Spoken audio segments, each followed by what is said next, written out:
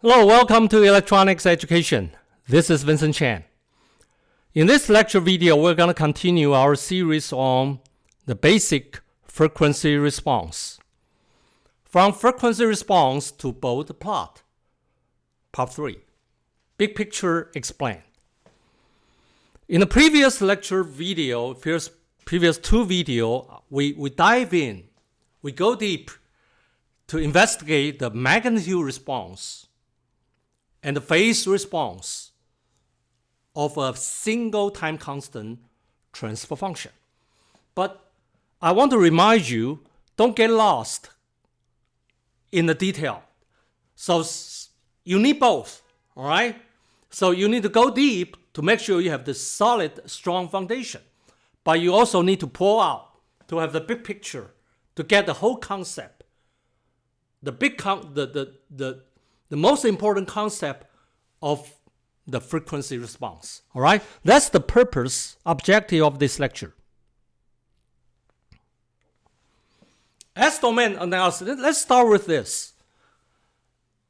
Let's quickly review the concept of the impedance and the complex frequency domain analysis. Remember this? For R, C, L, and then we replaced RCL with the impedance. And then we conduct the transfer function analysis based on circuit theory. And then we replace the complex frequency S with J omega. Omega is the physical frequency. The J is imaginary. Then the complex transfer function emerges. And then we split the magnitude frequency response and then the phase frequency response. This is the single time constant low pass function we have studied. For the first part is the magnitude frequency response, right? So here's the outcome. Remember this? Low frequency approximation, and then the high frequency asymptote. So this is the Bode plot. Bode plot, it's an approximation. But the actual diagram goes along with the red curve, right? And the maximum error happens at the omega p, 3 decibel. For the phase part, the arctangent, the negative arctangent, omega over omega p. For the blue Bode diagram is this.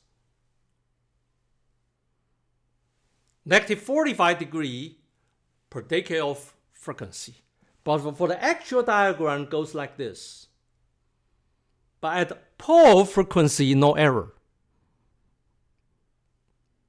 But on the magnitude response, the pole frequency exhibit the maximum error. All right? So what's the concept? What's the big picture? The first big picture I want you to always remember is the first slide. All right? From the impedance to the magnitude and the phase response, the process. RLC, impedance, the H of S, transfer function, J omega, complex transfer function, and magnitude response and phase response. And the next one is this. If it's the low frequency signal, what's the low frequency? You know, the reason why many students doesn't study can study, do well on the frequency response, always get confused and sometimes just gave up. The struggle with the frequency response, I think for reason, right? If it's the time, this is the watch, and space, 1 centimeter, 2 centimeter, time and space we got very clear, right? Because we live in this real world. But when it comes to, if it's the space, we turn space, real space, into the energy space, which I'm going to teach you in the semiconductor area. And then people get confused.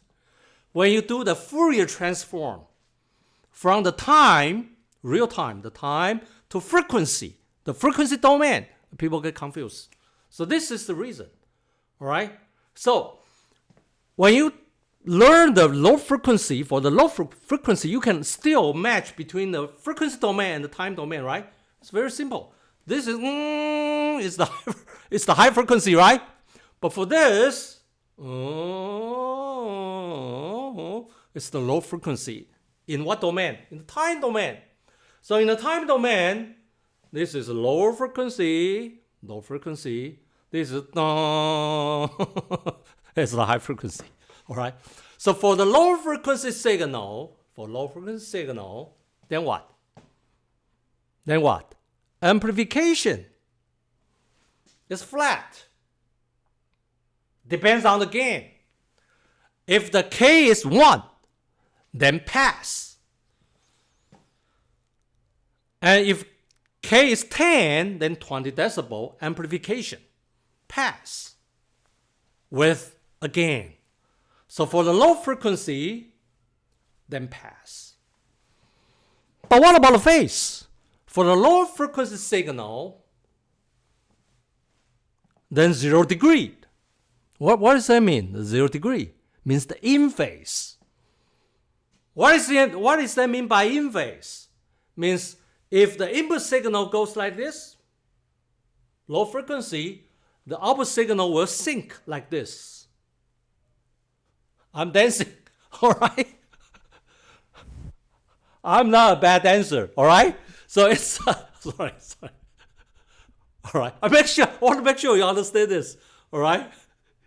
Because people don't understand this. Because it's too abstract, all right?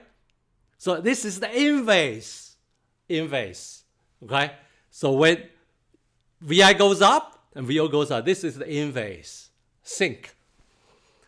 So this is a low frequency. But for if it's a high frequency, then it's gonna be blocked. The high frequency, it got blocked more, all right? Attenuate more. So for the high frequency, it's gonna decay. It's gonna experience loss. But as for the degree of the loss, depends on the frequency, right? The higher, the more. Okay? The higher frequency, the more loss. You get it? But what about the phase? If it's it cannot sync. For the output signal will experience a lag, a phase lag in the time domain. Will lag, or behind. By how many degree? Almost 90 degree. All right? For the fourth circle, what about the fourth circle? The fourth circle for four period. For cycle. For a full cycle is 360 degree. For half cycle, it's 180. For sinusoidal signal, a quarter of cycle, not circle, is 90 degree. All right? But what about the median frequency? Let's say how to define the median. Let's say if it's the omega p.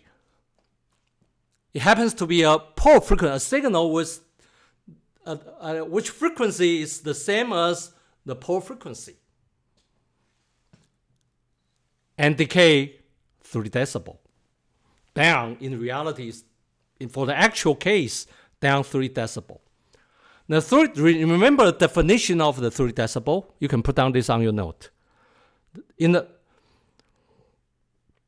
-3 decibel on log scale equals how much on the linear scale?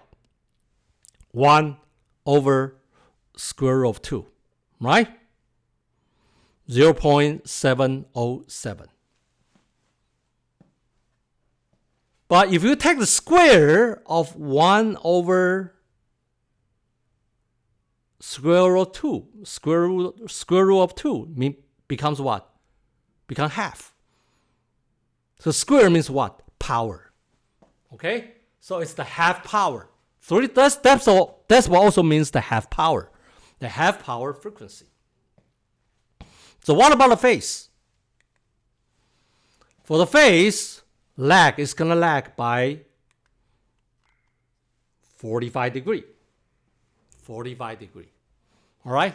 So here's the takeaway.